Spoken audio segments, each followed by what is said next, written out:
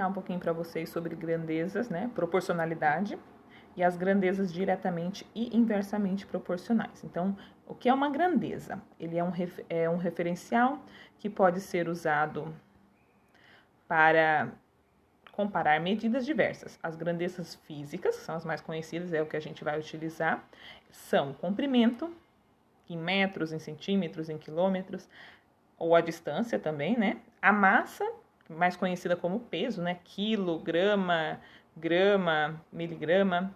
Velocidade, quilômetros, metros por segundo, né? Quilômetros por hora.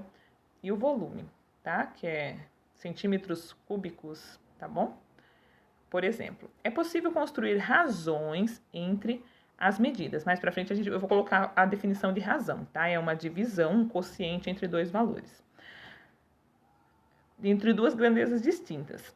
E quando essas razões são iguais, as grandezas são chamadas de proporcionais. Dizemos que elas são inversamente ou diretamente ou inversamente proporcionais de acordo com o comportamento observado em uma delas em relação a uma variação da medida da outra. Então, grandezas diretamente proporcionais são duas grandezas que elas aumentam ou elas diminuem na mesma proporção, na mesma medida, né? Na mesma proporção. Olha um exemplo. As grandezas velocidade e distância percorrida são diretamente proporcionais. Ou seja, se eu estou caminhando, eu aumento a minha velocidade, eu vou aumentar também a distância percorrida. Se eu diminuir a velocidade, eu diminuo a distância que eu percorro, que eu consigo percorrer. Outro exemplo é a quantidade de funcionários em uma fábrica e o número de produtos que eles fabricam. Então, se eu tenho 10 funcionários, eles fabricam mil produtos. Se eu aumentar para 20 funcionários, eles vão fazer mais produtos. Então, aumentou o número de funcionários, aumentou o número de produtos produzidos. Tá? E as inversamente proporcionais, quando uma aumenta, a outra diminui. Uma grandeza aumenta e a outra diminui. Por exemplo, a velocidade e o tempo. Se você está andando com um carro a uma velocidade de 60 km por hora, vamos supor que você vai fazer a sua viagem em 1 hora. Se você aumentar a sua velocidade para 120, você vai diminuir o tempo. Você andou mais rápido, você gasta menos tempo, tá? Então, um exemplo de grandeza inversamente proporcional. A atividade que foi dada aqui é para vocês darem 2 exemplos, diferente desses aqui de cima, de grandezas diretamente e inversamente proporcionais, tá? Então, só para vocês terem uma noção, qualquer relação de compra e venda pode ser uma relação de diretamente proporcional, tá? E inversamente, por exemplo, se você compra... Vamos ver diretamente primeiro. Se você compra 10 produtos, por exemplo, 10 caixas de fósforos, você paga, vamos supor, você paga R$10. Se você comprar 20 caixas de fósforos, você paga R$20. Se você comprar 5, diminuir, você diminui também o preço pago, tá? Um exemplo de grandeza inversamente proporcional é uma pessoa varre uma casa em 10 minutos. Se eu colocar 2 pessoas para varrer a casa, eles vão varrer em mais ou menos tempo. Diminui o tempo porque tem mais pessoas para fazer o trabalho. Tá bom? Só um exemplo para vocês. Números diretamente proporcionais. Então, vamos supor que a gente está falando de números quaisquer, A, B, C, D, E e F. Nós dizemos que eles são diretamente proporcionais quando a igualdade entre as respectivas razões possuem o mesmo valor. Então, ó, isso aqui é uma razão, está em forma de fração, mas é uma divisão, um quociente. A gente lê assim, A está para B, B está para E e C está para F. O resultado dessas divisões é denominado coeficiente de proporcionalidade. Exemplo, um exemplo numérico. Os números 2, 5, 8 e 10 são diretamente proporcionais aos números 6, 15, 24 e 30. Para isso, vamos aplicar a regra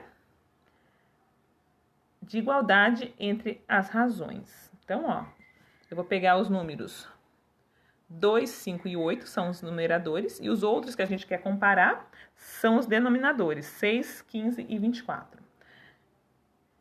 E o 30 também, né? Faltou. É 2, 5, 8 e 10, 6, 15, 24 e 30. Vou simplificar ao máximo todas essas frações. Ó, aqui eu divido por 2, aqui eu divido por 5, aqui eu divido por 8 e aqui eu divido por 10. Todas elas deram 1/3, então isso significa né? 1 sobre 3. Isso significa que elas são diretamente proporcionais. Olha outro exemplo aqui, ó. Só que agora a gente tem que calcular os valores de x e y. Então, considerando que os números 6, 8 e 16 são diretamente proporcionais ao número 30x e y, aí a gente resolve aqui, ó, montando a razão, ó. 6 está para 30, 8 está para x, 16 está para y. Então, aqui, 6 está para 30, eu igualei a 8 está para x. Então, você pode fazer dessa forma que a gente fez aqui em cima, que também dá certo. Se simplificar aqui, eu divido por 6 e por 6. Então, aqui, 6 dividido por 6 dá 6. 30 dividido por 6 dá 5. Aqui, eu divido por 8. 8 dividido por 8 dá 1. E aqui, que número que eu divido por 8 que vai dar 5 também, igual nessa divisão? É o 40, tá? Depois eu mostro certinho como faz a regrinha de 3.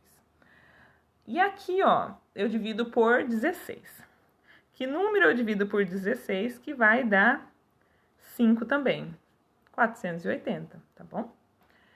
Então, o que é regra de 3? Vamos explicar aqui. É uma técnica usada para encontrar uma medida quando conhecemos outras 3, desde que essas 4 medidas formem uma proporção. Esse método, conhecido como regra de 3, faz uso de alguns conhecimentos importantes. Propriedade fundamental das proporções, grandezas e medidas, razões e proporções. Pode-se dizer que a união de todos esses conhecimentos resulta, entre outras coisas, no que conhecemos como regra de 3. Então, a regra de 3, você faz aqui, ó, 6 vezes x tem que ser igual a 8 vezes 30.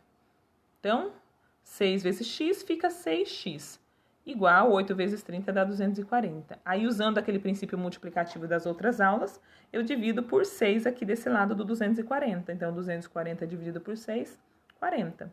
Aqui é a mesma coisa. Vou fazer 6 vezes y, 6y. 30 vezes 16, 480. Divido esse lado da divisão por 6, né? Sobrou só o y. 480 dividido por 6, 80, tá bom? Então, isso é a regra de 3, ou multiplicação cruzada, tá bom? Que a gente faz aqui, ó, cruzado. O 6 vezes y e 30 vezes 16. Aqui, na regra de 3 para grandezas diretamente proporcionais, vamos ver um exemplo de cada. Uma fábrica de brinquedos vamos dizer que ela consiga produzir 500 peças diárias com apenas 12 funcionários. Quantos funcionários são necessários para produzir 750 peças? Então, nós temos aqui, ó, 12 funcionários fabricam 500. Quantos funcionários é a incógnita, o valor desconhecido. A gente chama de X ou qualquer outra letra. Quantos funcionários vai produzir 750? Aqui eu tenho uma regra de 3. Conheço 3 valores e quero calcular o quarto. Como ela é uma grandeza diretamente proporcional, eu multiplico o cruzado. 500 vezes x, 500x. E 12 vezes 750, que aqui deu 9.000. Pela regrinha do princípio multiplicativo, eu vou dividir por 500 aqui desse lado, 9.000, que deu 18. Ou seja, para produzir 750 peças, brinquedos, eu preciso de 18 funcionários. E na inversamente proporcional, nós temos aqui, ó, o exemplo 2.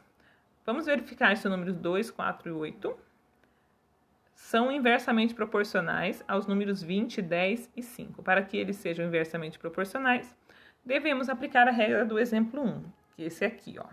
Então, para a gente verificar se 2, 4 e 6 é inversamente proporcional a 90, 45 e 30. Então, eu escrevo os primeiros números na forma de fração e divido pelos segundos números, né? A segunda sequência de números. Então, para resolver aqui, ó, eu mostro certinho depois como é que foi feito. Lembra da divisão de frações? Mantém a primeira fração vezes o inverso da segunda. Então, aqui vai ficar 2 sobre 1 vezes 90, 1 sobre 90. Né? Aí vai acabar multiplicando 90 vezes 2. 45 vezes 5, 4 e 6 vezes 30. Aí aqui todos os valores deram 180. Isso significa que são inversamente proporcionais. Aqui nesse exemplo, ó, os números são 2, 4 e 8, se eles são inversamente proporcionais a 20, 10 e 5. Então, eu escrevi na forma de fração e dividi pelo segundo. Então, ficou 20 vezes 2 igual 4 vezes 10 igual 8 vezes 5. Tudo deu 40, todas as multiplicações deu 40, então são inversamente proporcionais. Tá bom? Agora, usando a regra de 3 para grandezas inversamente proporcionais, deixa eu baixar aqui. Ó, o exemplo, um automóvel movimenta-se a 50 km por hora e leva 2 horas para chegar ao seu destino. Quanto tempo esse automóvel levaria se estivesse a 100 km por hora? Então, a 50 km por hora, ele demora...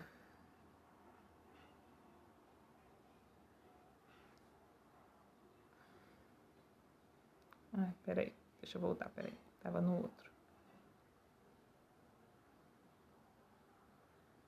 50 km por hora, ele vai levar 2 horas para fazer o percurso. A 100 km por hora, ele vai levar quantos? Né? Aí, aqui a gente inverte a segunda fração, onde está a incógnita. Era 2 sobre x, ficou x sobre 2. E faz a multiplicação cruzada. 100 vezes x, 100x, 2 vezes 50, 100. Divido ambos os lados por 100, pelo princípio multiplicativo, dá 1. Ou seja, ele vai gastar 1 hora para fazer esse percurso. Tá? Aqui eu dei alguns exercícios que é para a gente analisar as grandezas envolvidas em cada situação e escrever se elas são diretamente proporcionais, inversamente proporcionais ou não proporcionais. O que seriam grandezas não proporcionais? Por exemplo, a altura de uma pessoa e a sua idade. Então, quanto mais velha ela é, significa que mais ela vai ter... mais alta ela vai ser. Por exemplo, se dobrar a idade dela, a altura dela também dobra. Ou se cair pela metade, cairia pela metade também. Então, ó, massa corporal e idade, distância e o tempo gasto para percorrer aquela distância, velocidade e tempo, medida do lado de um quadrado e o seu perímetro, quantidade de combustível e a distância percorrida por esse automóvel, altura e idade. Aqui ele deu os números x, y e 32 para verificar se eles são diretamente proporcionais a 40, 72 e 128. Aqui na 3, eles deram os números A, B, C e 120. Se eles são diretamente proporcionais a 180, 120, 200 e 480. E o 4, um automóvel ele se desloca a 60 km por hora e demora 3 horas para chegar ao seu destino. Se esse mesmo automóvel, se ele aumentar a velocidade para 90 km por hora, quanto tempo ele levaria para percorrer esse percurso? Tá ok? Basicamente é isso, pessoal.